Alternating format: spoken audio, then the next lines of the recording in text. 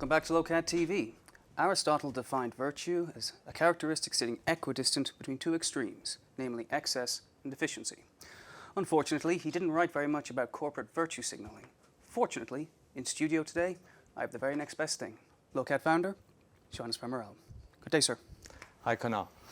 So, I have been told not to let this descend too much into a philosophy seminar, but to set the table, long before we get into the satellite discussion of virtue signaling, what exactly is virtue in the context of corporations and supply chain?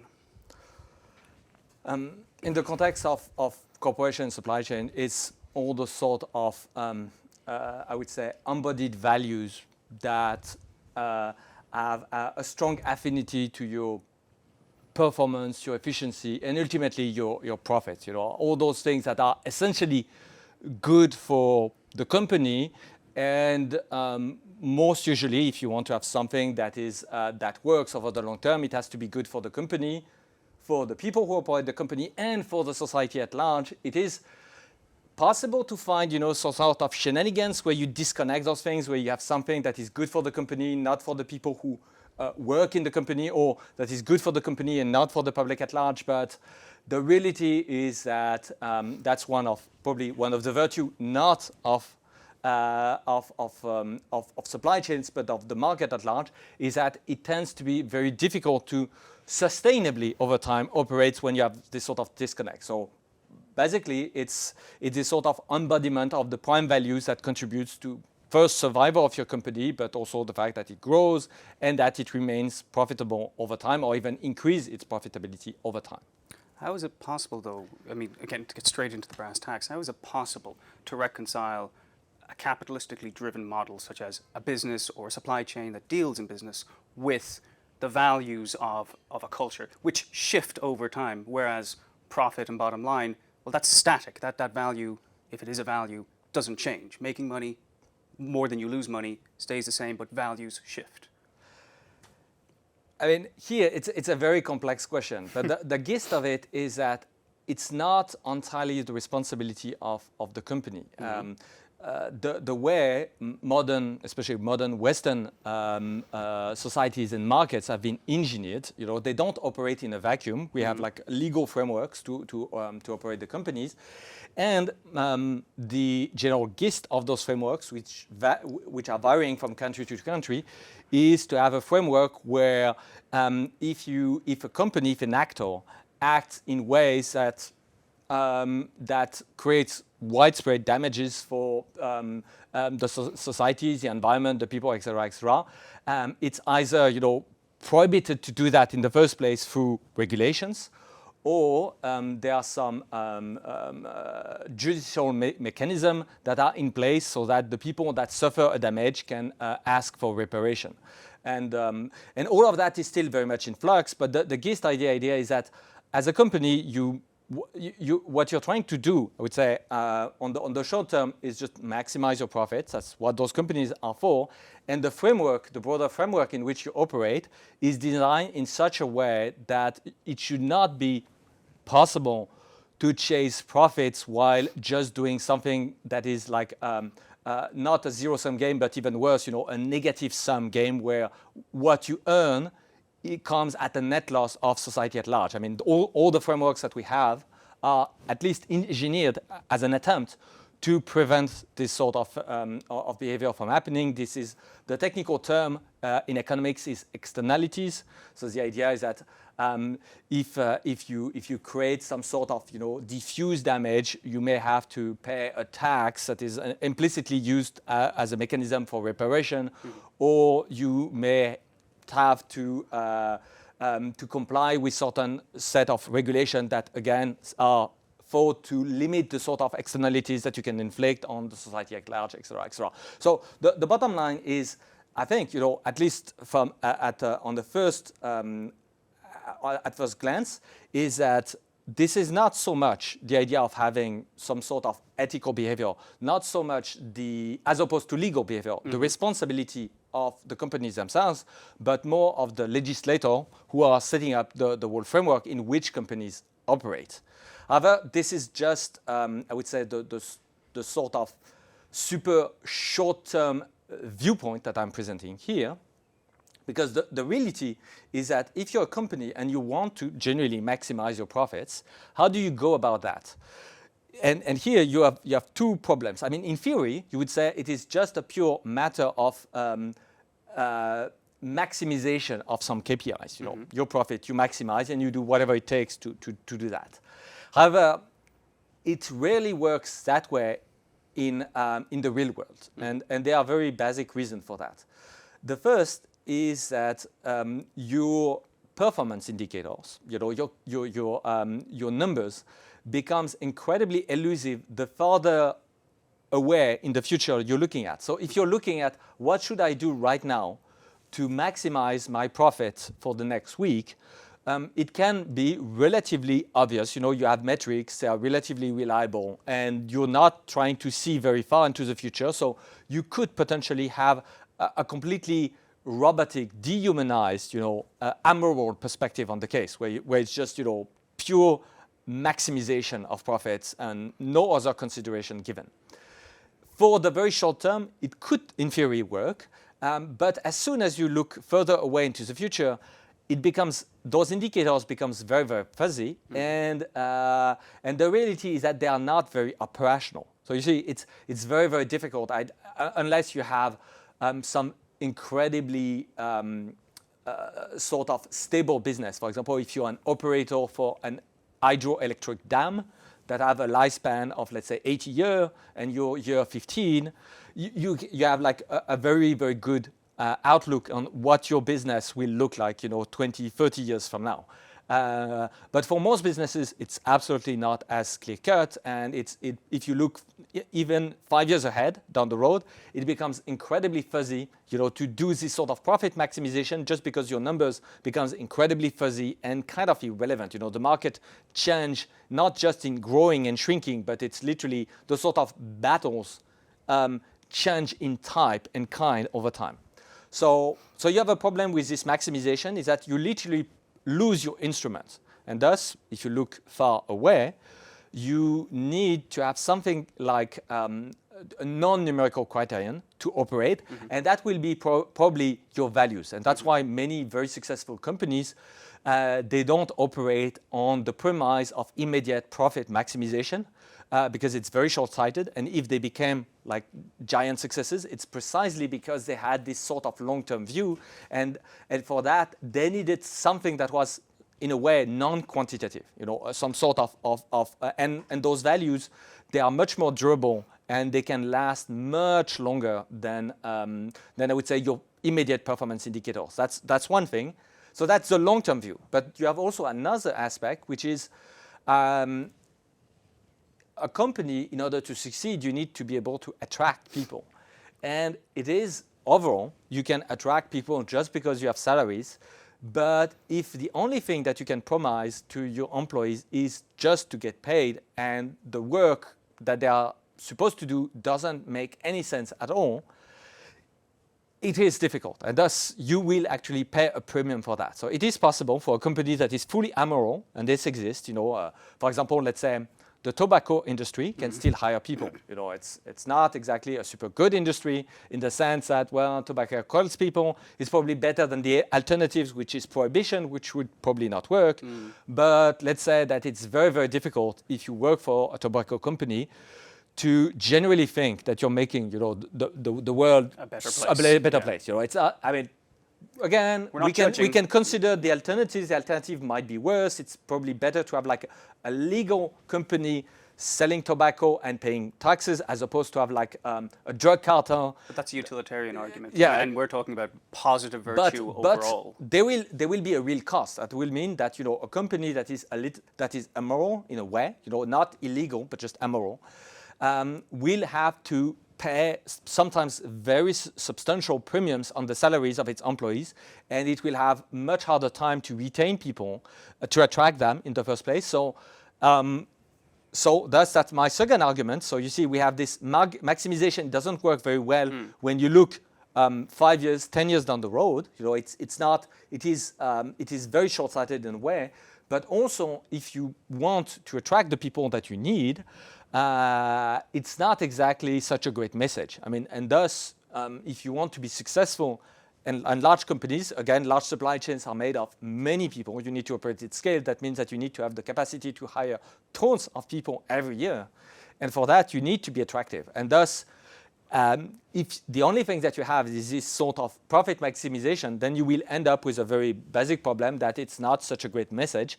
And thus, when you join those two things together, when you have this vision, 10 years down the road, it also serves the purpose not only on guiding your action, looking, far into the future, but it also gives you some sort of meaningful message for people that is great to do your PR for hiring purposes.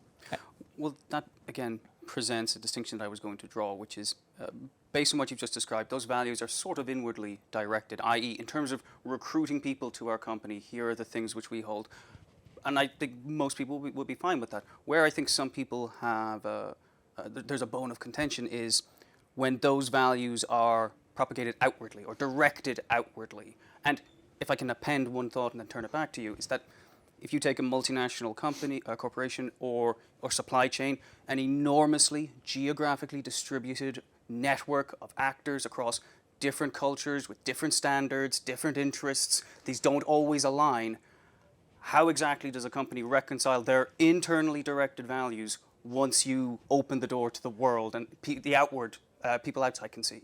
So here, first, the interesting thing is about those, the virtues, let's say the corporate virtues, is that it is a self-prophetic effect in a sense. If your company in its organization is the actual embodiment of virtues, of corporate virtues, so people are excellency, diligence, integrity, ingenuity, etc., etc. You can list the whole package. Then, well, you will succeed in the market. That's pretty much a given. Again, I'm putting aside the sort of corrupt situation where there would be, let's say, a corrupt government that just managed to push to make a corrupt company succeed against its better competitors and whatnot. I'm putting that aside. Again, I'm looking at a sort of free market competition where people try to compete on the value of their offering. Yeah. So success itself is the reflection of whether you embody those virtues. It's very difficult in a way.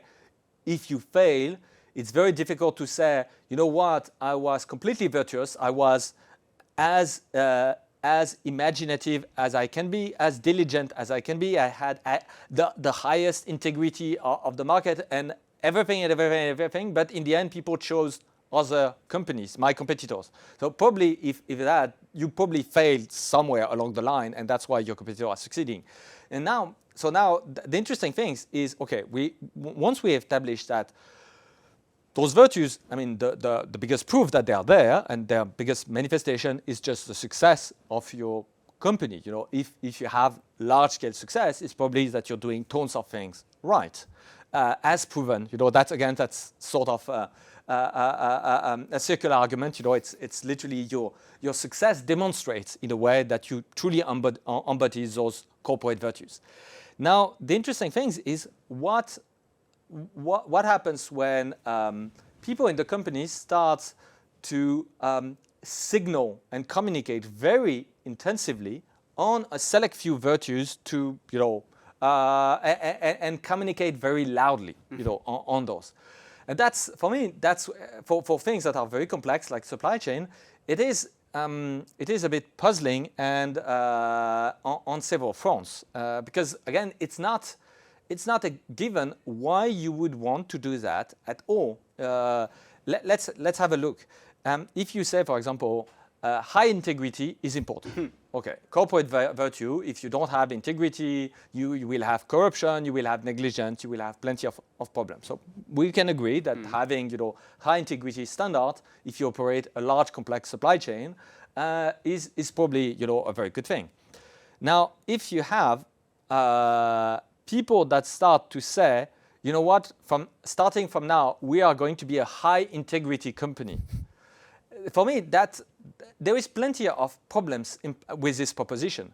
The first problem is that if you start saying that, what about yesterday? Were your predecessors not people of high integrity? Because obviously if your company managed to become large and successful, probably the people that were before you, they were doing things that were kind of correct. Again, it's very difficult to succeed, especially operating large-scale supply chains. It doesn't happen by accident. There are those sort of things where you might have Silicon Valley startups with lifestyle apps that just win the lottery and just doing things a little bit by accident become very rich. I would say those are edge cases. Yes, and those things just mostly do not happen in the world of supply chain because again a sort of Silicon Valley startup with a lifestyle app needs to do maybe a tiny few things right to succeed, and if they do those few things right, they can take substantial market share on ultimately something that is very, very simple. The archetype of that would be maybe the early success of Twitter. Twitter was an incredibly simplistic app. It succeeded because it had some very clever ideas of something deeply counterintuitive, which was to limit the length of messages. But other than that, it was very, very simple. So you could have like a bit of an accidental success when your success depends on you doing right, a few dozens of things. For supply chains where you need to be doing thousands of things right for this to work at all, success is much, much less accidental. And that's why also there is very few, for example, overnight success in supply chain. Companies that operate, let's say, gigantic supply chains is typically a work that is done over decades. It's very, even Amazon, that is one of the fastest company of all time, it took them almost 30 years to become the supply chain giant they are today. So it was in the making, but it took them 3 decades, which is fairly long. That's not an overnight success. So bottom line is that we were at this, you signal virtue, but what about your predecessors? That really ask a question, and then that question that also asks another question, which is what do you really intend to achieve? That's other sort of question that are at first when we start people communicating about those virtues, that's the first question that I would say comes to my mind when I just observe that. What's the intentionality? Yes. Well, at what point do corporate virtues sort of teeter into negative virtue signaling? Because I mean, you can signal, oh, I have high integrity, I'm diligent. Okay, people can ignore that. At what point does it become problematic for, let's say, the public? The thing is, again, if we look at what point does it become problematic, I would say from the very beginning, in fact. You see, the thing is, first, in terms of messaging, the gist of it is show, don't tell. You just you just deliver an excellent service, or you manufacture, excellent products that are really up to the highest standards and whatnot, that really match expectations of your clients. That's literally, again, the embodiment of those virtues. You don't necessarily need to advertise that, push that you have, I would say, high integrity values for your organization or whatever, did contribute to the final product. So now, when people start to broadcast a specific set of values, and usually that the mechanism start like that, there is some people that will start to broadcast.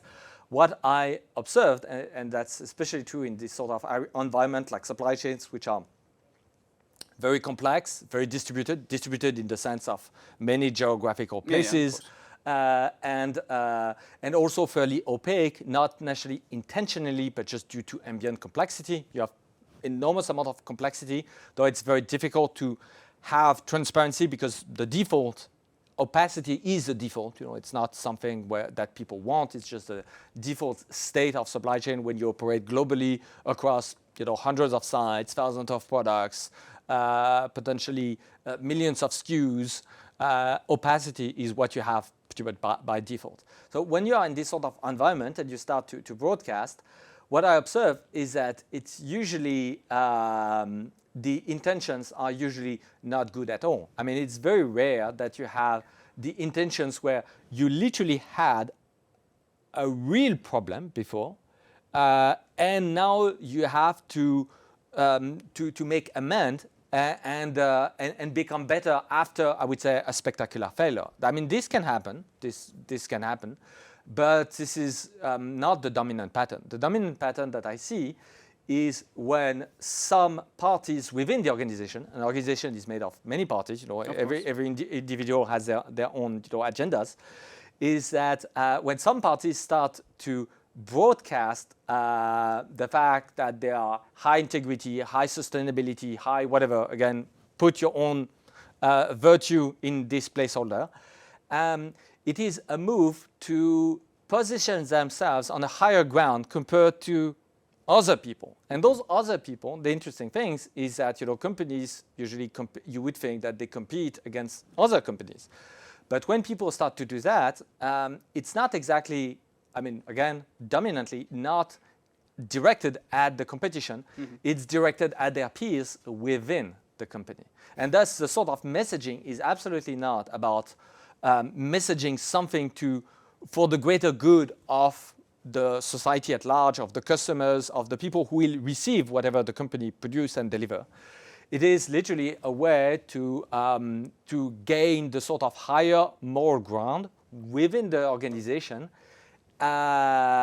against rival within the same organization. And where it becomes very damaging is that, especially for supply chain, is that due to ambient complexity, ambient opacity, it's the distributed nature, it means that this sort of shenanigans are much harder to fight against, to counterfight, as opposed to when you have like a playing field where it's much more obvious and much more transparent, and it is much more visible that some parties are actually playing those games. I would qualify that as little political games, as opposed to be genuinely interested into the greater good of the company and, by extension, society at large.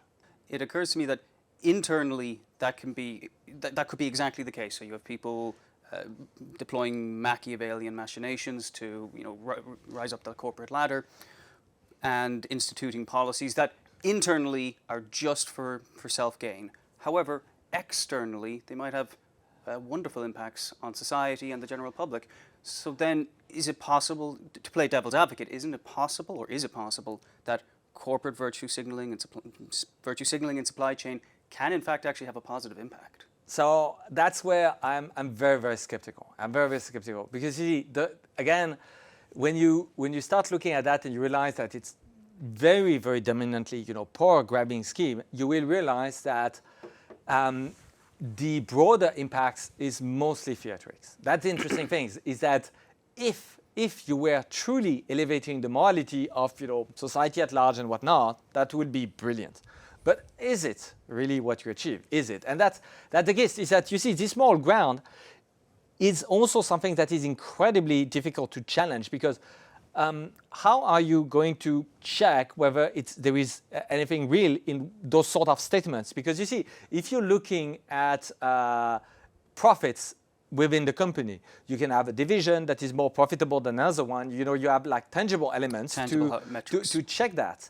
But if you suddenly start to say, well, you can't judge me on the sort of profits or growth that I generate, you have to judge me on those sort of super elusive elevation of morality that I'm bringing, say elevation morality in the sense of, again, if you say that you can make the society at large more sustainable or uphold higher integrity standard or uphold, whatever is your virtue of your own choosing, that's suddenly it becomes incredibly, incredibly difficult to assess that, because how do you define that society at large has become, let's say, more sustainable, if it's that you're looking for?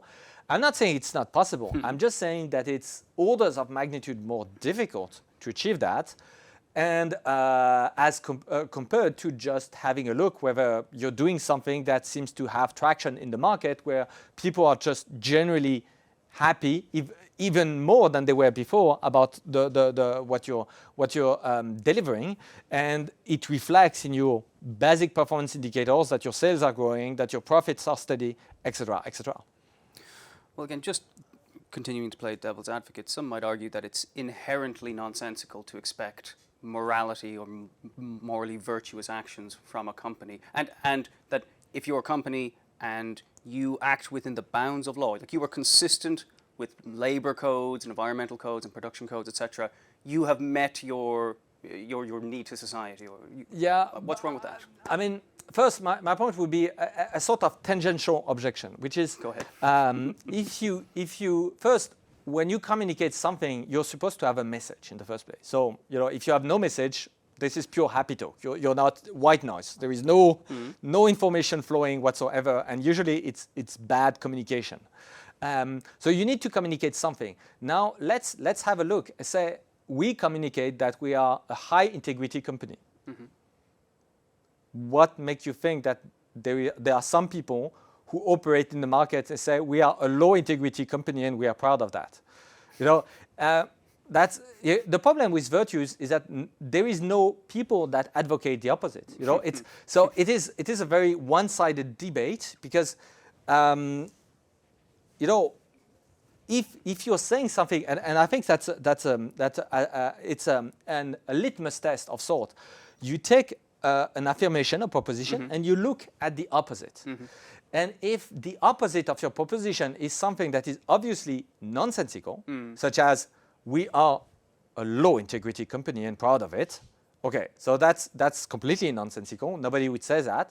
Then the opposite, which is we are a high integrity company and we are proud of it, is a complete platitude. I mean, it's obvious. This is tautological.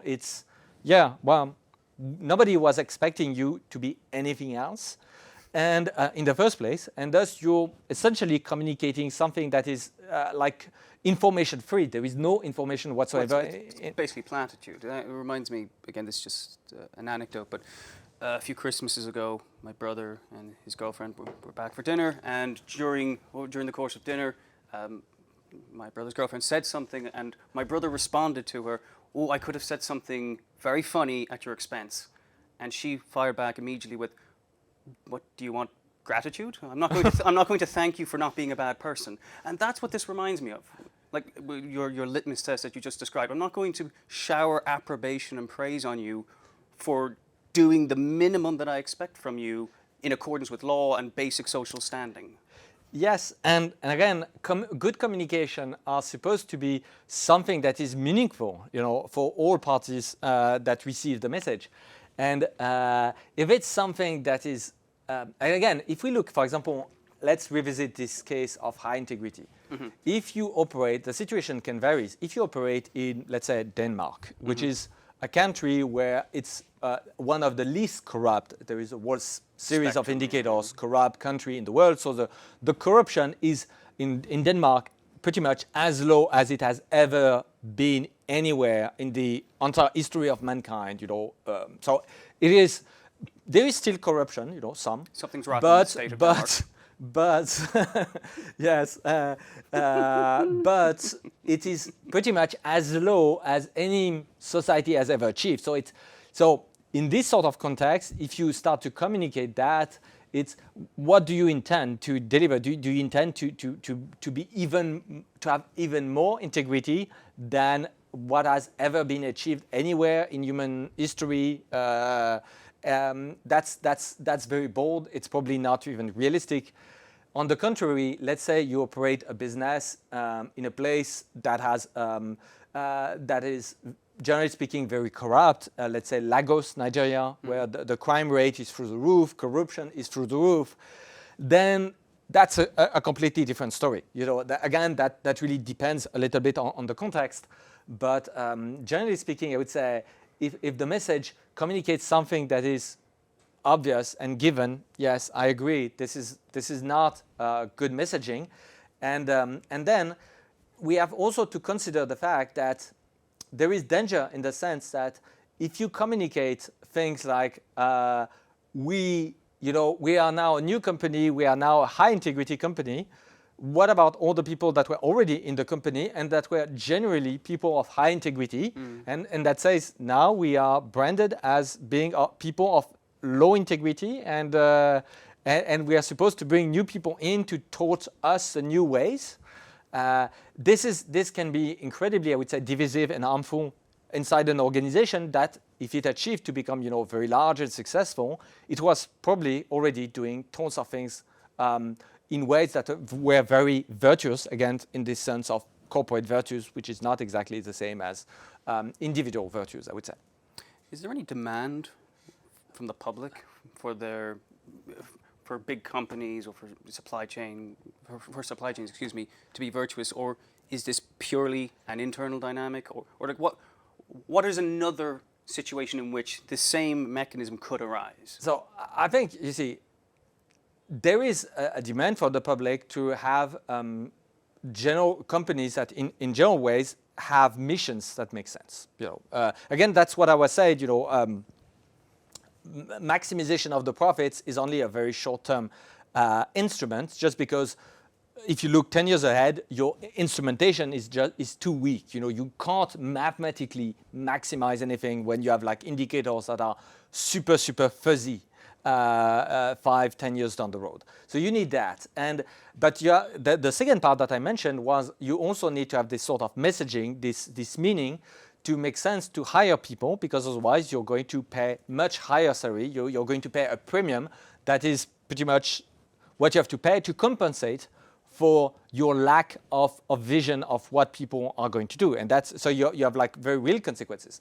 Now, if you're in a company that for some reason at some point of its history, lost sight of what it's supposed to do. For example, it did happen in the software industry to Microsoft at some point. Microsoft, the mission statement was from its early inception, in the 80s, was to put a Windows operating system in every house in United States.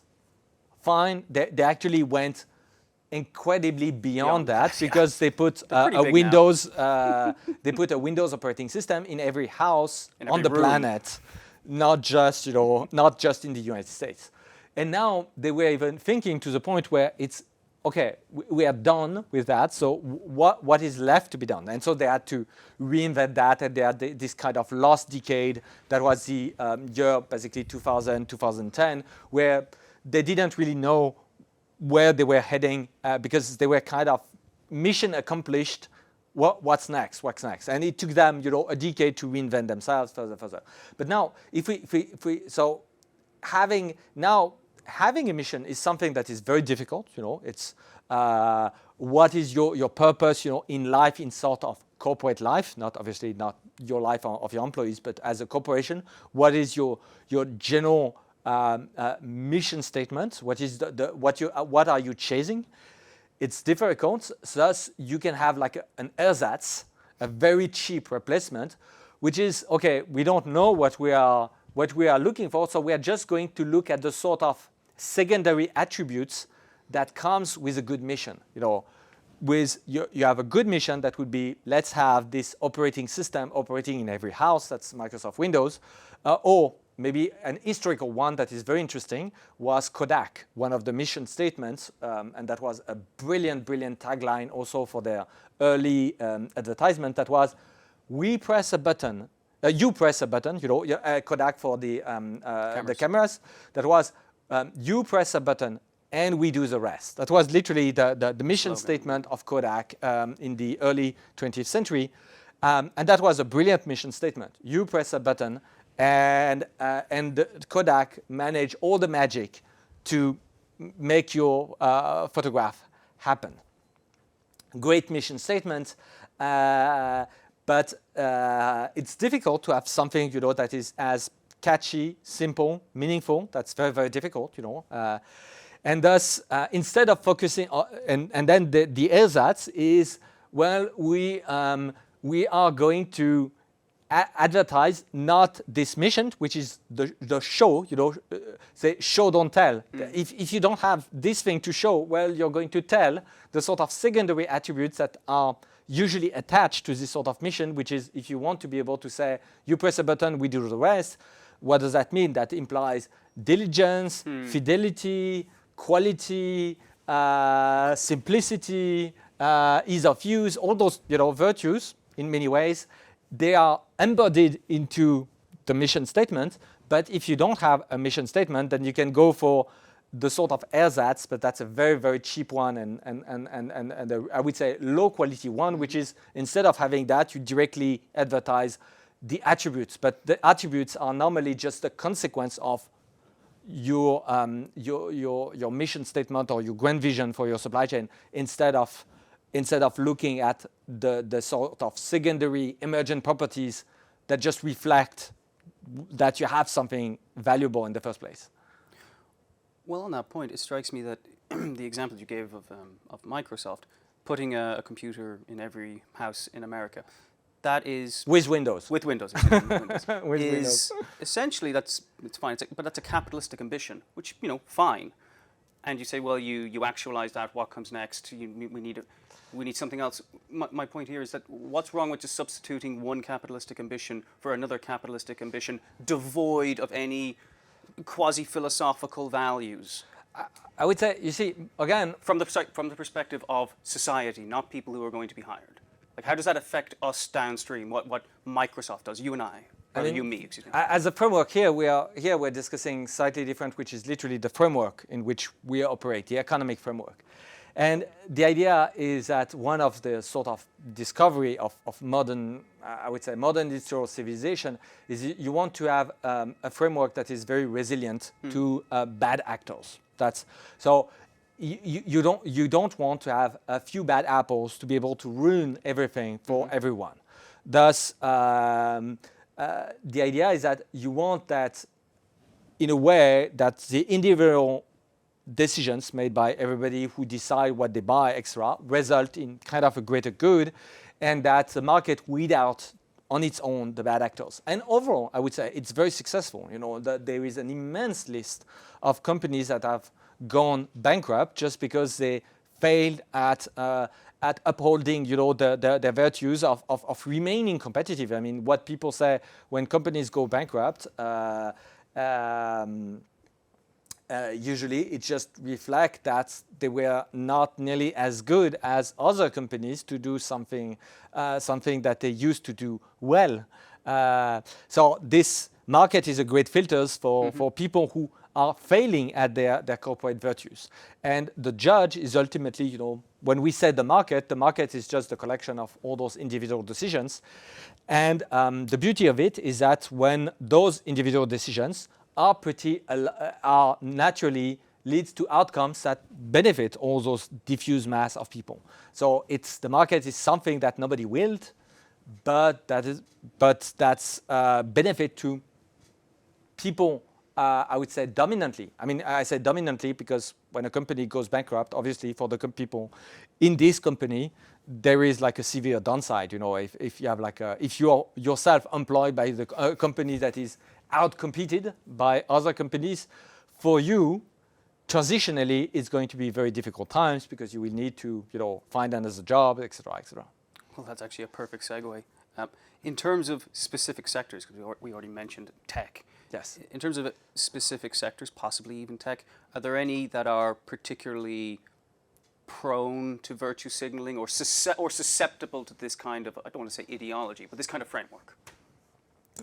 I suspect that all the companies that operate, I would say, very valuable brands are particularly vulnerable to this sort of things. Why? Again, because virtue signaling is the question is that again it's the way I see that it's a power grabbing move made by people within the organization, doing theatrics to the eyes of the CEO, the board, the upper echelon of the company. Now, are those things going to be effective or not in the company? I would say, if you're a very low-profile company, and you have companies that are very large but very low-profile, just because they do things that are fairly obscure, they are B2B, it's the top management is not overly concerned about the perception at large of the society of their company. Again, you're B2B, you have a select few clients, you have close relationship with your clients, you may have like a one-to-one relationship. You may, if you are the CEO of a B2B company, you may personally know the top 50 CEOs of your client companies. You may have met with them, shake hands and whatnot. So you can have literally a one-to-one relationship with all your notable clients. If you have a brand, B2C, where you have like millions of clients, you don't. So you have a very diffuse perception of your brand. And thus, if in this sort of company, so you're a company with a B2C brand, if there are people that says, thanks to me advocating a value, let's say higher integrity, higher sustainability, higher whatever, diversity, just pick whatever the value of your own choosing, I elevate everything, and by the population at large, and thanks to our action, our brand is associated with the elevation of morality of the society at large. It is a very powerful message, and for the CEO, it will be much more difficult to dismiss that because, the brand really depends on this widespread perception. But again, that's why I say it's a power-grabbing move. It's that you are making claims. I mean, somebody in the company ends up making claims on things that, and that's kind of the essence of these virtue signaling games, that are almost impossible to verify and check. That's the case. Unlike, let's say, profits, where if someone says, you know what, thanks to my careful management of this business unit, we have been growing 25% annually for the last 5 years, and I attribute this growth to what me and my teams have done. And that's the sort of things where it's much more.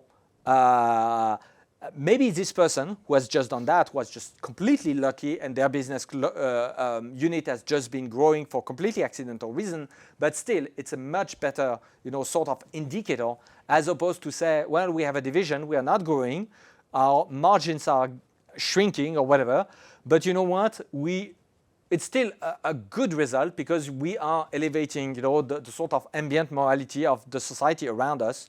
I say, maybe you do, maybe you don't. It's incredibly. It's a very it's a very extravagant claim, and my sort of and as Laplace was saying, extraordinary claims requires extraordinary evidence.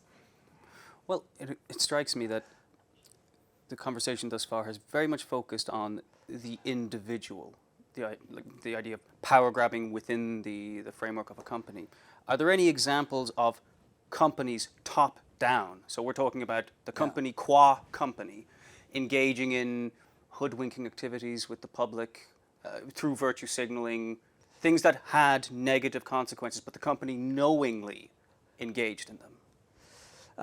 I would say it can happen, but it is if you don't follow suit with what you advertise, it's going to be very very difficult. I mean, one example would be, let's say, for example, the acquisition of Twitter by Elon Musk. Elon Musk, broadcast that very widely that he wanted to make Twitter a freer place, to basically have a platform where people would enjoy a higher level of freedom of expression. So that's a very bold claim, and that's literally a top-down statement. And to some extent, it could, question is it virtue signaling or not? And I would say only time will tell. But what is sure is that when it is the top management that plays these sort of games, if you don't follow suit, so if you don't deliver on what you promised, it is literally the entire brand that you're building that is going to explode in your hands. Again, from the very top, I say, virtue signaling for me, it was the way I approach that. It's usually a power-grabbing move done by some intermediate echelon. When it's the very top that plays that, there might be some virtue signaling games that are being played with the public, but then I would say, first, I am much less concerned about the fact that it's a game played just internally. This is usually genuinely a game played with the clients, the public at large. So I grant them, I could grant that to, let's say, Elon Musk with Twitter. This is not, when he says the platform is going to be freer, this is a message that is not intended for the Twitter employees. This is a message intended for the broader market. So I don't challenge that, which is very different from virtue signaling. We say when you have like a division that say we are going to be a high integrity company, and that's a message that is not really intended for the clients, but really only intended for the company itself. Even if it's broadcasted publicly, and it through theatrics appears as if it's directed at the public, the reality it's not. Now, will it be, in the case of Twitter, will it be, is it virtue signaling or is it like something genuine? Because you see, that's the difference between a true mission statement on which you do deliver and something that is just empty promises. Here I would say only the time will tell. I don't have a crystal ball, those sort of things. The results will have to be judged, a decade from now. I know it's a frustrating answer because people would like to be able to get a definitive answer on that sort of things. But for me, that's the sort of things where, if it's true, and that it is a sort of virtue that has an appeal, so greater freedom of expression has an appeal to the market at large, then Twitter might be rewarded. If it's not true, that people are not interested in that and that they don't actually want that. They want a sanitized garden that is very safe, which is the alternative proposition. You can have a platform that say we are going to have like immense freedom, or people that would say, it's going to be immensely safe. Both options are possible, and both can be virtues in a way. You can advertise, with us you're safe, or with us you're free. Both can be, that's both options. Both are virtues, and people would not rank them the same way. But the consequence is that if it's just empty promises and you don't play through, then when this game is played from the very top, it can you can face literally the extension of the company, because that's literally everything that falls apart, as opposed to just have people waging political wars, but because they are mostly fought internally, the amount of damage can be large, but not as large as just blowing up your entire brand. Well, okay, that's a potential future example to be unpacked possibly in a later episode. But there are recent examples of companies, and may avoid names, but let's say car manufacturers, fitting their cars with technology to give the impression that they're emitting less CO2 than they actually are. Yeah, and so that, to me, that doesn't happen by accident. That is a very intentional, orchestrated, calculated move to mislead the general public. Oh, I've bought myself a greener car. It's essentially greenwashing, no? And is that an example of corporate and supply chain virtue signaling gone awry? So I would say yes, to some extent, but we need to have a look at the broader picture. Okay. The starts, for me, if the Dieselgate is very interesting, because who has been committing the sin of virtue signaling, and there are a whole series of people that did in sequence, and they are not necessarily the one that most people would think of. The first, I would say, are the regulators. The way I understand the problem is what we have is regulators in Europe, in the US, wanted to appear as, as having the moral ground, the superior moral ground in terms of sustainability and environment, which are valid concerns. Of course. But again, you want to have the higher ground, and so what do? You do something that is very cheap. You do a set of regulations. Again, I say cheap because, creating a set of regulations costs you pretty much the time it takes to write them. But then for the society at large, you need to enforce them, and enforcing those regulations and being compliant to those regulations, the cost can be gigantic. But so what was the thing was, first we had situations where we had some sort of, I would say, first a first body of regulation that was pretty much fighting against CO2.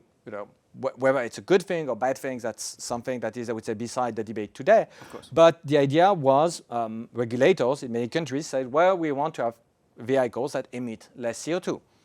Was it wise? that's another debate, but that was clearly, I would say, an intent for me, of virtue signaling, because if you look at the history of vehicles, car manufacturers have invested enormously to make their vehicles, more efficient, less wasteful in general over a course of a century. So there is nothing really new. There was like a process that started well before those regulations, and that continues, after those regulations were passed. So it's not like the regulations were decisive in the fact that there was a point of time where before those regulations, vehicles were scrapped, and afterward, we were saved. It was much more like a technological progress that happens very incrementally over the course of over a century. So that we have, I would say, an original sin that starts from the regulator. And now what do we have? We want to reduce CO2. Fine. What's the problem with reducing CO2? Well, again, I'm not a chemist, but my basic understanding of chemistry is that if you want to have like a very, very complete combustion, so to make your combustion very efficient, so less CO2, you need to have very high temperature. Higher, you will have a more complete combustion. But then you end up having byproducts of these conjunctions that are nitrogen oxides. Mm-hmm. The nitrogen oxides, contrary to CO2, which is pretty much non-toxic unless you reach very high percentages. I believe, again, I'm not a chemist, people can check that up, but I believe that CO2 is pretty much non-toxic for a healthy person up to 4%. It's in the atmosphere, it's normally 0.04%, so it's like there is incredibly little CO2 in the atmosphere. But the human body is very resilient to CO2. We can tolerate up to something like, I believe, 4% and even more. If assuming you're healthy, you don't have like damaged lungs and whatnot. Whereas nitrous oxides? Nitrogen oxides, again, it depends because there is those NOx. There is like a whole series of them, but people can check that. I would say I'm pretty sure that it's toxic even in very, very low quantity. I mean, in parts per million, and the lethal dose is several orders of magnitude less than CO2. And the problem is that when you have like very high temperature combustion, you end up with plenty of things. And so what happens due to that, then we end up with bizarre situations where due to those regulations, for example, in many countries like France, constructors did end up producing diesel engines for small vehicles, which was pretty much about ticking boxes in the list of regulations. It was if you look at markets that didn't have those sort of virtue signaling regulations. In France, at a point of time, we had something for even small cars. We had something like 55%, I believe, that was a decade ago, of the vehicles that were sold that were diesel. If you look at pretty much any other market on Earth for small cars, that was at best something like 25%, because diesel engine is not like a super clear winner for small engines. It is more expensive. It has plenty of other. So it is heavier. So you have like more waste, more metal. So you have like plenty of other things. CO2 is not the only problem in terms of impact to the environment, in broadly speaking. Now, so we have this sort of regulations where we say, well, we give you a KPI, which is just maximization, and regulators can push, the regulation against. Printing a new law is relatively cheap. All you have is just to decide that this is low and this is low. Now what happens is that you end up with car companies that know that they have all those other concerns that they need to address. For example, nitrogen oxides are a big problem, but the regulations are much more lenient. So what do? If you go too far in the direction of the regulation, you reduce CO2, you create another problem, which is legal but not very moral. So you end up in this sort of gray area where if you're an employee in a large car manufacturer company and you design an engine, it becomes very gray, because if you're completely compliant, you can be either completely compliant to the law, but then you're doing a great disservice to your clients, or you can be not completely compliant to the law and do something that, at least in your own sense, is a better trade-off. And the problem that I see there is that once you blurry the line, once again, this is something gradual. So we have like this original virtue signaling that comes from the regulator. Then we have car companies that can, double down on this game, advertise and have like an auction mechanism. You want to make a higher bid, even higher compared to what the regulator already made. And then you end up with people that are facing, impossible constraints because it's beyond what your technology can actually deliver. And then on top of that, you have slightly misguided regulations, possibly. Again, I'm not arguing any specific regulation, but when the regulation goes very, very far, you end up in a situation where people have no choice to kind of, diverge a little bit or take, take leeway compared to the way it's actually phrased. And then everything's become gray, and that's where the danger lies, is that suddenly everything is kind of gray, and if in your organization you end up with people that accidentally have very low integrity, then you have like all the perfect ingredients for a Dieselgate disaster. So you see you have regulations that are super strict to the point that it's not super realistic. You have genuine concern that are completely not addressed, so you have to address them, but you're not rewarded in any way by the regulators just because you don't. If you do, you're doing a service to your clients, but you're not rewarded by ticking inexistent boxes. And then you have people that knows that they have to operate all those trade-offs in the, I would say, under the hood. And then you have people of low integrity that have the perfect intellectual alibis where they can lie to themselves and saying, well, you know what, I'm just lying, cheating, but it's for the greater good because everything is kind of blurry and messed up. And so it's okay. And then it takes proportions like the Dieselgate, where there was literally people where have engineered the cheat and were just lying to the public on a grand scale. And that was very, very bad. But you see, I see that as not as an isolated incident. That was a series of people who did, from a moral standpoint, those who played those virtue signaling games, which was bad. And there was like a whole series of people playing these games until you reach a point where you had people who had of low integrity, who had all the perfect ingredients in place to do very, very bad things with a lot of impunity for a very long time. Obviously, things have been unfolded, but I would say justice will probably be done, but a long time after the problem. And the idea is that we have still faced the Dieselgate, which was pretty bad. Some would argue, thank you. Someone would argue that this sort of demonstrates, or this example demonstrates, this sort of blue sky thinking behind virtue signaling, because it's easy when things are going well, but the moment there's a trade-off from a business perspective between, okay, here are the new regulations. If we want to meet them, we have to sell fewer cars. Oh, well, screw that. Let's just do what we need to do. Well, doesn't that demonstrate how delicate or fragile this entire concept is, and that the moment there is a conflict between bottom line and my virtues, well, I'm going to defer to the former over the latter. Yeah, but again, corporate virtues that goes against bottom line, it's probably, there is something, again, my thinking is that if you look at the true corporate virtues, they can't really go against the bottom line. Your long-term interests for your company are aligned with the long-term society or long-term interests of your society. IKEA, for example, didn't wait for regulations to start when they are cutting trees. That's true. Because IKEA has been building furniture for a long time, and they are cutting down literally forests to build all their furniture. Will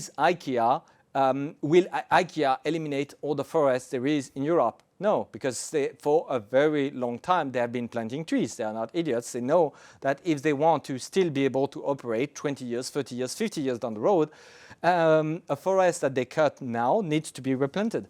So, and it's really basic. There is nothing. So, but that's self-interest, no? That's not necessary. Yes, but it accomplishes two things, I grant. Yes, but it's self-interested. Yeah, again, I would say the situations where you have divergence, long-term interests for the company and the public at large are fairly fringe. It's I believe that it's a testament to the sort of framework we have right now, and that let our industrial civilization operate, that we have managed, and that was to solve that. And I think that was ideas that emerged in England and Scotland 2 centuries or 3 centuries ago. The idea that we can have this sort of convergence between the sort of, that's essentially Adam Smith's The Wealth of Nations, that you can have very selfish interests that can, with the proper framework, coincide with the long-term interest of the society. And when it is not the case, well, you adjust the regulation. And that's why those regulations are very, I would say, empirical and sometimes you need to invent new things. For example, in the early 20th century in the USA, they invented the idea of the class action. Because what if, as a company, you're doing something bad that impacts negatively millions of people, but just a little bit? So you're a small nuisance, but just a little bit, so nobody wants to sue you. Because you see, the Romans, 2,000 years ago, said, if you cause the damage, you have to pay reparation. This is a basic, justice principle that was, clarified more than 2 million years ago. But there is a limit to that, which is, and that was discovered in the USA a bit more than a century ago, which was if you do a tiny damage on millions of people, nobody has proper motivation to sue you, because the reparation that this person will get will be very small, because the damage was not that large for this individual. Now, well, what the United States did, they did adapt, and they invented a new mechanism, class action, where you can have people that just join together so that you can aggregate the damage, and so you can sue a company for a damage that is otherwise very, very diffuse, where it would be impossible to seriously win a case in court if you had to do that on your own. So the way I see that is that making those long-term interests of so the long-term profits of the company coincide with the long-term interest of the society at large. It's not a given, but it is not an accident. So it's not a given.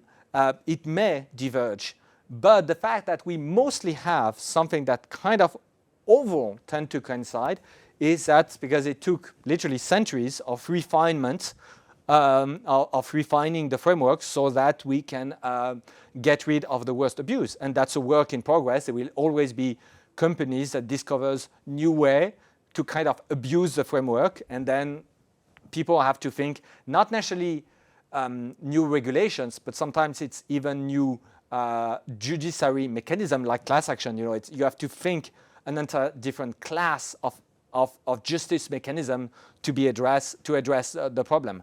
And that's still very much, I'm pretty sure that class action is not the last mechanism uncovered by humanity. There will be others, that will be uncovered in the centuries to come. Well, from my understanding, and just as you're not a chemist, I'm not a lawyer, my understanding of French law is that it's also evolving to reflect the fact that greenwashing is becoming much more common amongst companies. But most penalties that are allocated now are under just false advertisement, because there is nothing on the books to really reflect the class of problems we're discussing here. Yeah, I mean, here that's very interesting, because France has a very, very different approach to freedom of expression compared to, let's say, the US. First, we have much less freedom of expression. We don't have the First Amendment.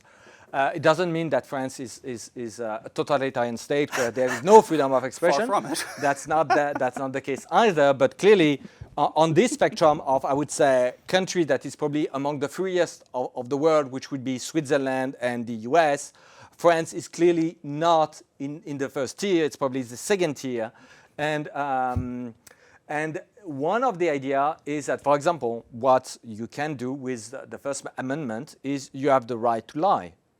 That's a very US thing. People would say, the freedom of expression includes the fact that you have the right to be misguided and the right to lie quite extensively. And I would say, that's one perspective. And the French law would say, would mostly agree, but we have a specific law around everything that is around consumption. So, and here we have like literally a separate bodies of laws for consumption. Again, I'm not a lawyer themselves, so I'm oversimplifying. I'm pretty sure that other people in the audience could say that. And it has some peculiar consequences. For example, there was an interesting case that was judged in courts. That was something like a decade and a half ago. And a company had advertised that they were offering unlimited internet connections. And they were like something like 20 plaintiffs. So they were saying it's unlimited internet connections, but the reality was that if you exceeded a certain amount of gigabytes, the internet provider would throttle you. Yeah, yes. And very common the interesting things was the judgment that was at the time, was the gist of the judgment was there was something like 20 plaintiffs, and the judge says for 90 of the plaintiffs, you say what? The internet company owe you a damage, so you have to be paid. And there was one person among the plaintiffs, they say, no, you're not entitled to anything. And this person was an engineer, and the judge says, the company lied to those people, but those people, essentially what the judge wrote, and that's something that was very funny, the judge says, well, those people were idiots. So, well, they have been lied to, and they were ignorant and kind of dumb, and so, well, they are entitled to damage. But you, sir, you're an engineer. You should know better. You should know better, and by the way, I genuinely believe that you knew from the very start that it was not something unlimited, and there is no such thing as unlimited anything on earth. And that's whether it is like a unlimited Coca-Cola. No, it's not going to be 10 metric tons of Coca-Cola that you can get from this restaurant. When you say, you have like free Coca-Cola if you buy a meal, that doesn't mean that you can extract metric tons of Coca-Cola of the restaurant.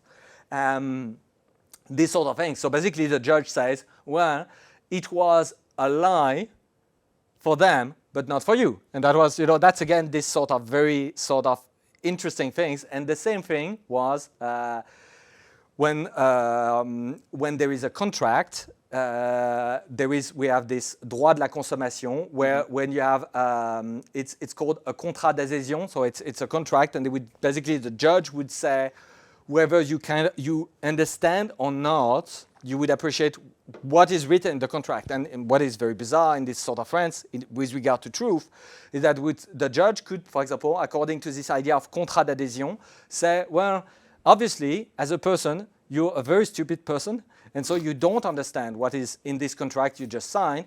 So, well, the clauses that are in the contract are invalid because a contract is an exchange of enlightened consent, and obviously there is very, very light in your mind, and I can appreciate that you're very much not an enlightened person.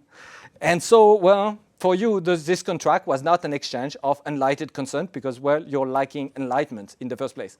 That's something probably weird. I'm not too sure that it would be the sort of I would say, judiciary concept that would fly in the in U.S. courts, but that's something. So that's why if we go back to this sort of what does that mean to lie in France, it comes with this very specific angle. Well, it not only depends on whether it is true or not, but it also depends on whether people can read the lie or not. If you say, and that's bonus dollars for you, if you say that you have a detergent that washes whiter than white, it's kind of okay that it's not going to happen. But, for example, there was another case where a French company that is basically selling lottery tickets had an advertising that say every single winner has purchased 100% of the lottery winners had purchased a lottery tickets.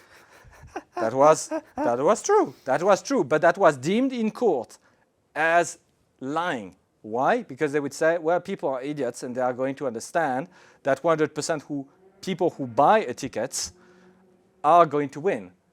So the judge says it is not factually a lie, but due to the fact that most people are going to misread that in a way that makes this statement, which is technically true, but that's going to be misread, it has been judged, and actually they ceased to have this advertising. That's why I say France has this very peculiar relationship with freedom of expression, etc. It's just, let's say, it's very different from the North American one, I would say. Well then, and I shan't use your term exactly, but how could the less scholastically inclined viewers navigate or rather identify obvious virtue signaling or greenwashing or just, flim-flam, a word we like, flim-flam from, well-intentioned, sincere, locally sourced initiatives? Like, I think in done? supply chains, you should look whether people who are, be very wary of people that put themselves on some sort of moral pedestal, especially if they advocate virtues that that were practiced before their time. For example, if you have somebody who says, now we are a sustainable company, I really challenge, were you an unsustainable one before? Were you? Is it true that were your predecessors such bad persons that they were generally chasing some sort of misguided, unsustainable goals? And it might be true. Maybe some large companies can have have gigantic success, and they might have a division that, despite the fact that the company as a whole was very successful, there might be some divisions that are cause for concern and where things were going really badly, even if the company overall was doing very well. So it might be true, but more frequently than not, this was not the case. And so I would say as a test is that ask yourself, when people start to promote a virtue, do you think that the opposite was a genuine cause for concern before? And if it was not, I would say then there is probably 90% plus chances that it's all theatrics and those people are just playing some sort of political games.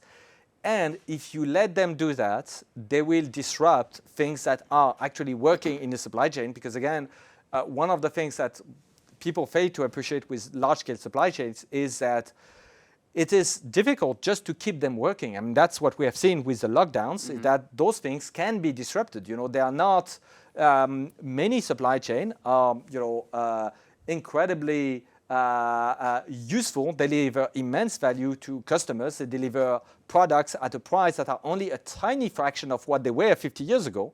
I remember, for example, the interesting thing is that when my two parents started their career at Procter & Gamble, they told me that as young executives who were joining a very wealthy US company in Paris, paying top-notch salaries, they had to spend their entire first month of income just to buy their suits. And nowadays, if you are somebody in Paris earning a halfway decent salary, with your first month's salary, you can buy not just one pair of suits, but something like 20, and you're not even a very rich person. And same thing was when they had their first child, which was me. They had literally, again, you're thinking of two young executives who were in Paris in 1981, who wanted to buy a stroller for their first son, just a stroller. And at the time, it was just too expensive for them. So they bought a second-hand stroller. For nowadays, you would think a stroller, you just go to Walmart and they have strollers at probably under $100.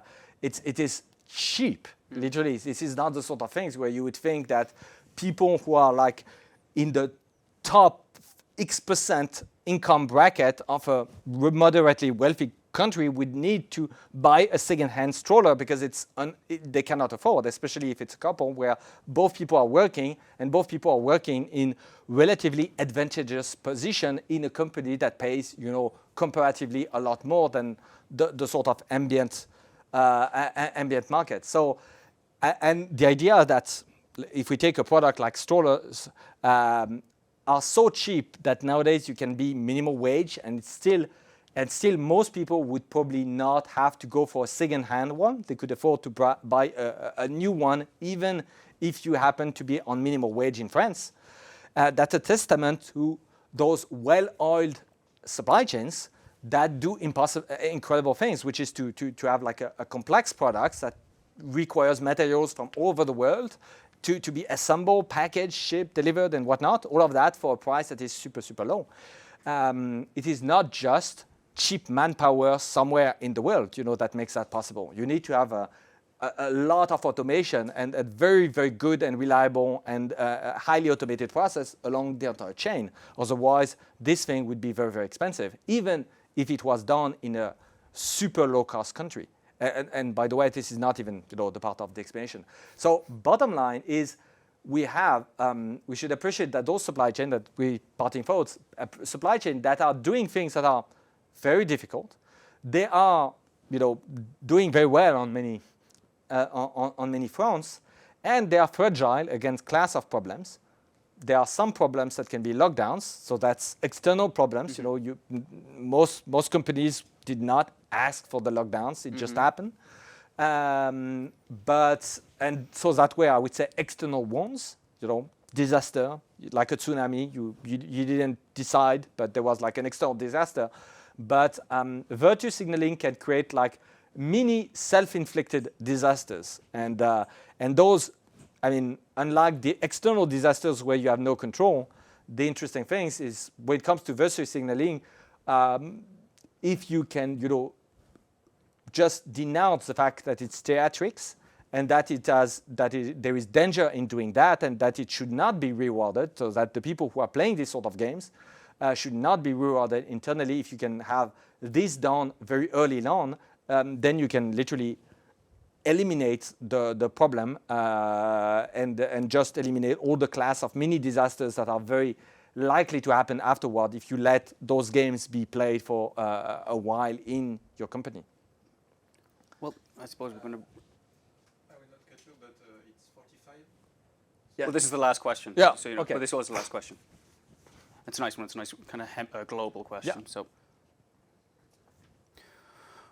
well, Joannes, I guess to try and wind things down, I have one last question, and it's, we opened philosophically, let's close philosophically.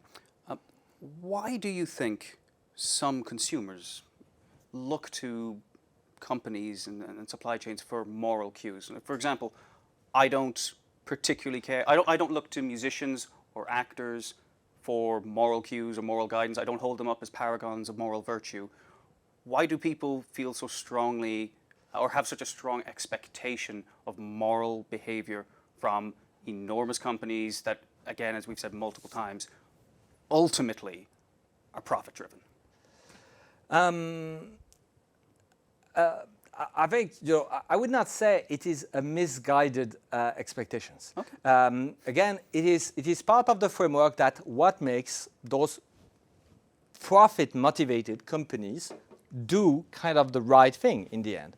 And part of that is the expectation of the public. The companies knows that if they do things that are very shocking, well, it's going to damage the brand. So mostly, most large companies are actually terrified of that and doing whatever they can to make sure that they don't have bandits operating subdivisions in the company. That's one of the great fear that large companies have, is to have one division going rogue and doing things that are incredibly bad and then tarnishing the entire organization. That is like one of the I would say doomsday scenario for the company. And so for the company to have those expectations, again, I think it's relatively rational when you think about it. As a consumer, you expect companies to be well behaved. You reward them by being more loyal to a brand that you believe to be well behaved. And it turned out that due to the fact that executives in those companies know your expectation, well, unless they are complete idiots, they will try to behave. You might say that some bandits will say, well, we don't need to really behave. We only need to pretend to be doing it, to give the appearance. But the reality is that when you're operating a very large company, doing theatrics on a grand scale is very difficult. You know, at some point, the only way to just deliver what you promise is just to do it. You know, the theatrics only work so long. Let's say, for example, McDonald's would claim to not poison people, but statistics would say that they are poisoning people due to, you know, food poisoning all over the place. A small restaurant can get away having, you know, poisoning one person per week, and they will not make the news. McDonald's cannot. So you see, maybe the fact that McDonald's do not poison people is just theatrics, and they have like controls over the media and whatnot. But it is incredibly difficult to do that on a grand scale. Many countries, thousands of stores. So probably the easiest way for McDonald's to have the perception of the public that if you go to McDonald's, people are not going to be poisoned by the food served by McDonald's is probably to make sure that the food is not poisoned in the first place. You know, and again, that's a way. So to wrap things up here is that I think it is a reasonable expectations, but as a consequence, it means that also companies should try to chase, you know, profit as they usually do, and not overly play, you know, the virtue signaling game. It is a very dangerous game because it is very difficult, I believe, and usually unactionable to say that you're going to outcompete your peers on virtues alone. You can outcompete having a superior mission, a superior vision, and then it turned out that the virtues that emerge are superior. But outcompeting just on the virtues alone, like the naked virtues, I think it's incredibly difficult. I'm not sure if it's even feasible. And usually when it's advertised, this is, I would say, political power grabbing at play, not true, genuine concern for those virtues and the long-term outcome generated by the company. Well, on that note, I think I'll draw things to a close. Joannes, thank you very much for your time. I've very much enjoyed the stroll around the Agora. And thank you very much for watching. We'll see you next time.